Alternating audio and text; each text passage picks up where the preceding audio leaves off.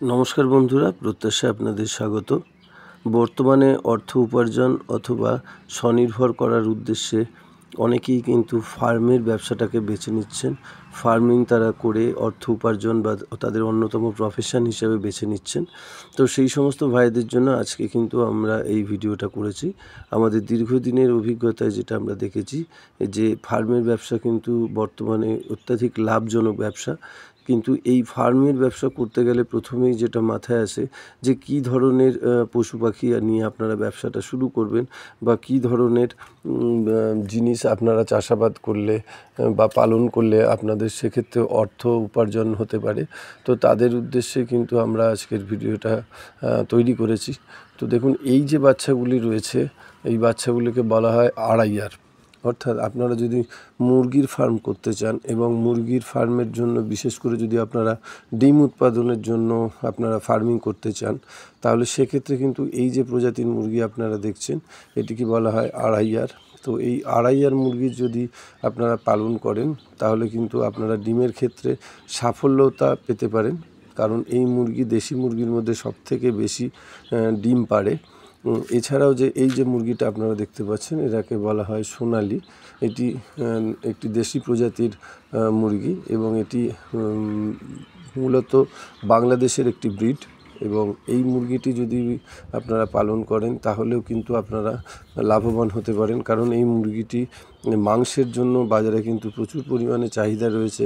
এছাড়া এই মুরগির ডিমও কিন্তু আপনারা উৎপাদন করতে পারেন। এছাড়া দেশি প্রজাতির মধ্যে এই যে প্রজাতিটি আপনারা দেখছেন এটি হচ্ছে বনরাজা। বনরাজা মূলত মাংসের জন্যই চাষ করা হয়, কারণ এই মুরগির কিন্তু গ্রোথ খুব ফাস্ট হয়, ফলে এই মুরগি নিয়ে কিন্তু আপনারা চাষ করতে পারেন। অনেকেই প্রশ্ন করেন যে মুরগির বদলে তারা হাঁস পালন করতে চান অথবা মুরগির সাথে হাঁস একই সাথে পালন করতে চান। তাদের ক্ষেত্রে বলবো যে আপনাদের মুরগির আলাদা জায়গা রাখতে হবে এবং হাঁসের জন্য আলাদা জায়গা রাখতে হবে। তো যারা হাঁসের জন্য বা ডাক ফার্মিং করতে চাইছেন তারা কিন্তু এই প্রজাতির হাঁসটি নিয়ে পালন করতে পারেন। এটিকে বলা হয় ইন্ডিয়ান রানার। এই রানার প্রজাতির যে হাঁসটি এটি দেশি প্রজাতি এবং দেশীয় হাঁসের মতনই দেখতে হয়, বিভিন্ন রকম কালারের। তবে ব্যবসার ক্ষেত্রে কিন্তু এই রানার হাঁসের সাফল্য কিন্তু অধিক, কারণ এই হাঁসটি গ্রোথ অনেক ফাস্ট হয়। এছাড়া আপনারা এই যে প্রজাতি এটি মূলত মাংসের জন্যই তৈরি করা হয়, এটাকে বলা হয় হোয়াইট বেজিং। তো এই হোয়াইট বেজিং হাঁসের চাষ কিন্তু আপনারা যদি মাংস উৎপাদনের জন্য করেন সেক্ষেত্রে এই প্রজাতির হাঁসটি আপনারা বেছে নিতে পারেন, সেক্ষেত্রে আপনারা অধিক লাভবান হবেন।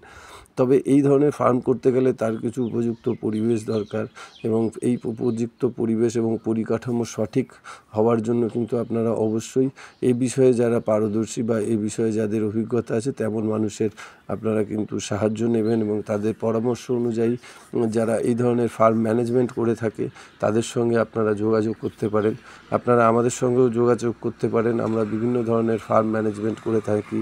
এছাড়া বিভিন্ন ধরনের হাঁস ও মুরগির বাচ্চা কিন্তু আমরা সাপ্লাই করে থাকি সারা বছর ধরে। ফলে এই ব্যবসা সংক্রান্ত কোনো কিছু জানার থাকলে আপনারা অবশ্যই আমাদের লিখে জানাতে পারেন। আর যদি আমাদের ভিডিও আপনাদের ভালো লেগে থাকে তাহলে অবশ্যই লাইক এবং সাবস্ক্রাইব করতে পারেন। কোনো কিছু জানার প্রশ্ন থাকলে আপনারা লিখে জানাতে পারেন, সেক্ষেত্রে কিন্তু আমরা যথাযথ আপনাদের উত্তর দেওয়ার চেষ্টা করব। তো সকলে দেখতে থাকুন আমাদের ভিডিও।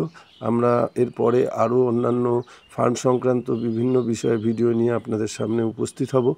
তো আপনারা এই ধরনের ভিডিও পেতে অবশ্যই আমাদের সঙ্গে থাকবেন এবং দেখতে থাকবেন। তাতে কিন্তু আপনাদের নতুন ফার্ম যারা করতে চাইছেন তাদের কিন্তু অনেকটা অভিজ্ঞতা তৈরি হয়ে যাবে এবং তারা কিন্তু এই ব্যবসা সম্পর্কে অনেক কিছু জানতে থাকবেন।